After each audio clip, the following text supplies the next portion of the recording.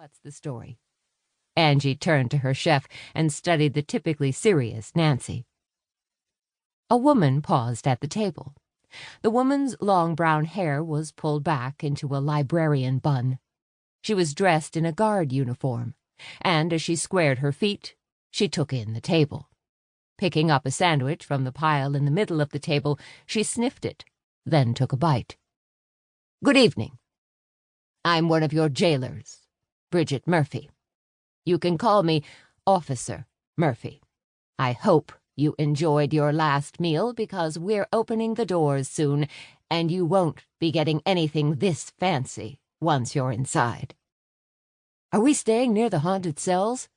Matt raised his hand like he was in school.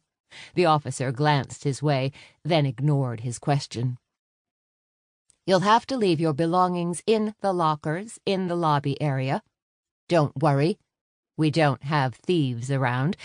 Well, not in that part of the jail, that is." She laughed at her own joke and took another bite of the sandwich. "You are permitted a camera, but not a cell phone, which you should have been informed of when you were sentenced to attend this lockdown. You will be given a uniform shirt and a blanket for your comfort. The prison can get chilly at night. Some say it's because of the restless spirits in the building." "I told you so," Matt crowed to Hope.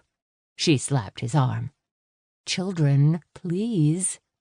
Angie turned back to Officer Murphy.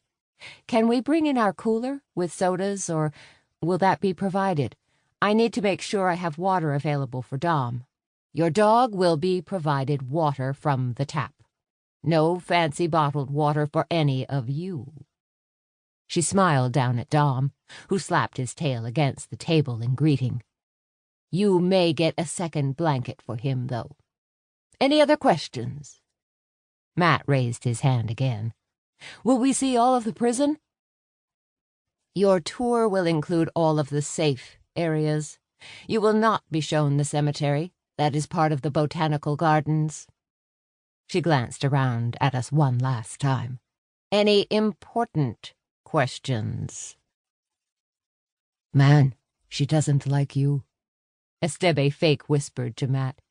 "Are you sure you're not acquainted with our new jailer?" Angie saw Officer Murphy's mouth twitch, but to her credit, she stayed in character. "Okay, then. There will be 4 staff on site tonight.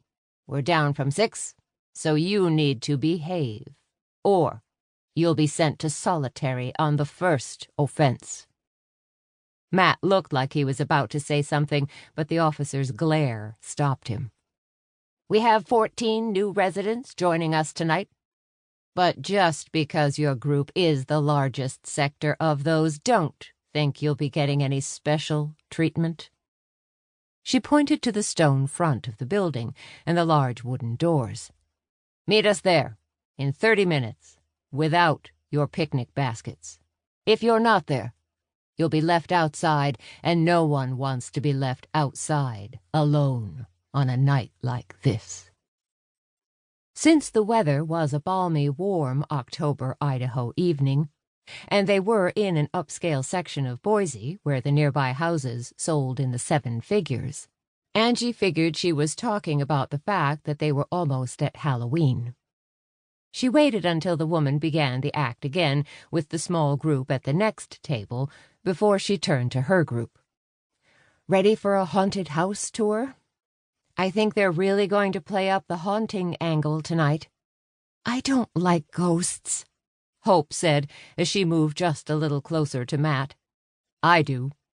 Matt didn't notice her movement. He was taking pictures of the outside of the building. "Man, I hate giving up my cell. My camera on the phone is way better than this digital I have." Estebe held up his camera with a set of lenses and a carrying case. "You need to buy a real camera, not rely on a device that does everything badly." "My phone is the newest model. I bet the pictures I take kill yours." He snapped several pictures of the table, then of the outside of the prison. "I'm a master at this. Except for the fact that you can't take it inside the prison. I might take you up on that."